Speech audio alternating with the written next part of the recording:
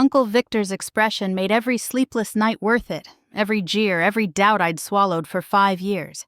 But let me start where it began.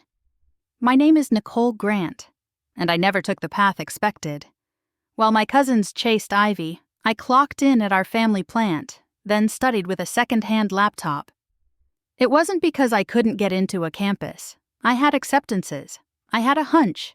The future of drug production wouldn't belong to steel rituals and clipboards my uncle worshipped. It would belong to adaptive systems, automation that learned the line and improved it hourly.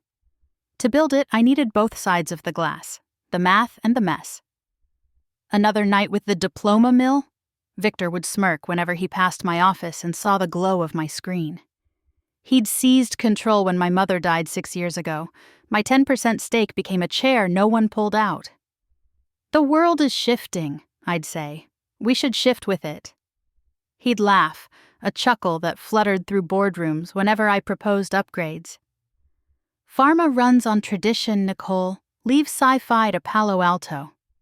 While he dismissed me, I walked the floor, logged every jam, fogged sensor, and contamination scare.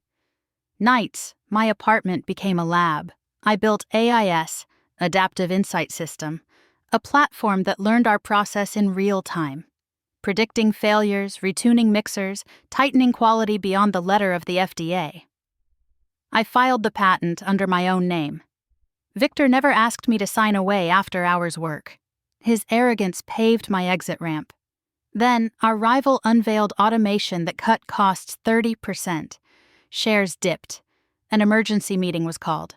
I brought a briefcase and a plan. The auditorium smelled like coffee and panic. Investors murmured while Victor promised discipline and new SOPs. He didn't mention the 3 batches that failed this week. I did. Perhaps we should discuss alternatives, I said, rising. His smile curdled. Not now, Nicole. The adults are talking. I set my briefcase on the lectern.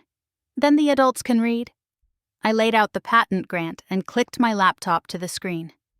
AIS bloomed into graphs and live feeds. For 3 months, I said, a pilot ran in a sealed bay, parallel to Line B. Predictive maintenance, closed-loop controls, automated lot release verification. Numbers flickered. Cost down 45%. QC failures nearly erased, yield steady despite raw material variability.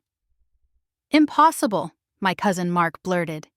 He'd been fast-tracked to operations. The FDA visited last week, I replied, opening a scanned letter. Preliminary feedback calls the approach exemplary. Victor pounded the table. You had no authority to install an experiment. As quality control supervisor, I said, I'm empowered to test methods that enhance assurance. It's in my contract. I let the clause appear on screen. Gasps traveled the row. A side door opened.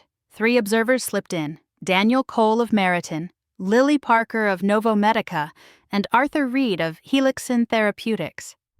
I'd invited them as a shareholder to watch a non-confidential demo. Our bylaws allow it. This, I said, holding the patent, belongs to me personally. I developed it off hours with my own resources, and no IP agreement assigns it to the company. The room went quiet. Here are the choices, I continued. License AIS at market rates and transform this firm. Or I accept one of these 3 acquisition offers. Victor called it blackmail. It's business, I said, and I'm not done. Chaos broke, then order. The shareholders huddled, then called the vote. Terms approved, exclusive license to AIS, immediate restructuring, and my appointment as Chief Technology Officer. I slid one more folder across the table, the audit I'd commissioned. Discrepancies in FDA filings traced to Mark's efficiency plan. His face drained.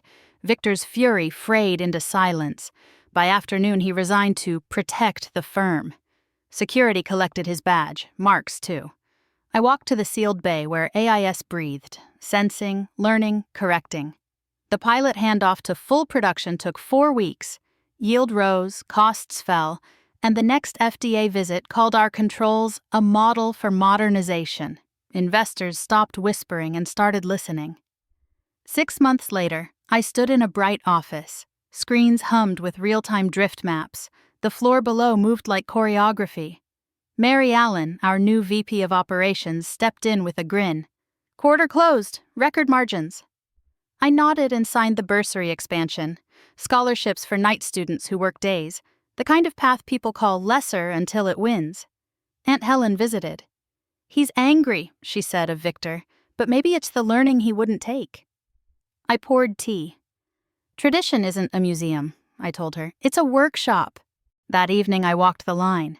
AIS pinged a micro-deviation in a solvent stream, rebalanced it before anyone blinked. I remembered the smirk at my door, the jokes about my laptop classes.